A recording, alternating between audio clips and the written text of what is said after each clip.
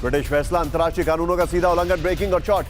अमेरिकी हमलों में मदद करना युद्ध अपराध है, तेहरान ने कहा है। ब्रिटेन को गंभीर नतीजे भुगतने की ईरान की चेतावनी। विजय, दोनों ब्रेकिंग, दोनों शॉट दिखाइए जरा। करिए इस वक्त की बड़ी खबर, ट्रंप को बहुत महंगा पड़ेगा ईरान पर हमला। ईरान के विदेश मंत्री अब्बास अरागची की बड़ी चेतावनी, ब्रेकिंग और शॉट।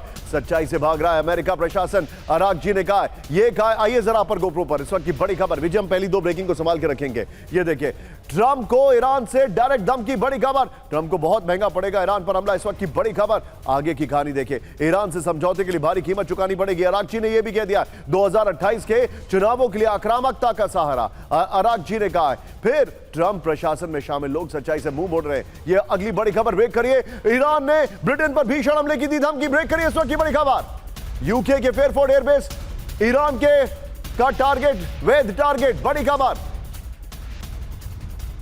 राजशाही को आईआरजीसी की डायरेक्ट वार्निंग। ये देखिए, आइए जरा फ्लोर पर। विजय, ये बहुत बड़ी खबर है, इस वक्त की बड़ी खबर। ब्रिटेन को दहलाएंगे ईरान की धमकी, इस वक्त की बड़ी खबर।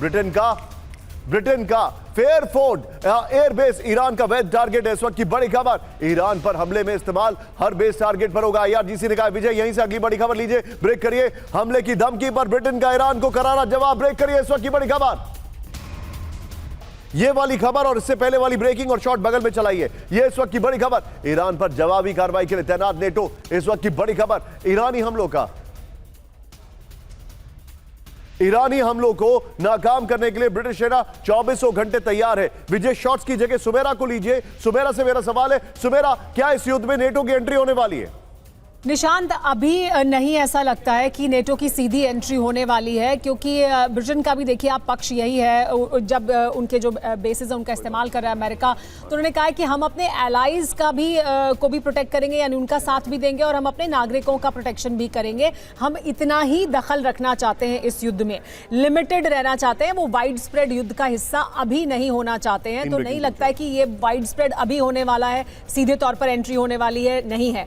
और इसी वजह से जो इवैक्यूएशन भी हुआ है, क्योंकि उसके बाद ईरान की तरफ से कहा गया है, एक बार फिर अब्बास अरागची ने रिपीट किया है कि वो तमाम जगहें जहां से अमेरिका हमला करेगा वो हमारे लेजिटिमेट टारगेट होंगे, यानी फिर ब्रिटेन भी लेजिटिमेट टारगेट होगा। उन्होंने ब्रिटिश मोनार्की की तरफ भी इशारा किया, तो बहुत से उन्होंने बातें कही हैं, जिसके बाद जो एम्बेसी है उसे भी खाली कराया गया, क्योंकि फिर सेफ्टी सवालों के घेरे में आती है। इस वजह से भी जो इवैक्यूएशन है वो हो रहा है नेटो कंट्रीज के द्वारा। आप जो बता रही हैं सुमेरा, मैं कुछ सवाल लेकर आ रहा हूं, यहां पर दिखाइए विजय जरा जो हमारे सवाल है। ये बहुत बड़ी बात है विजय, इससे पहले वाली जो ब्रेकिंग और शॉट है उसको हम निकाल के रखेंगे।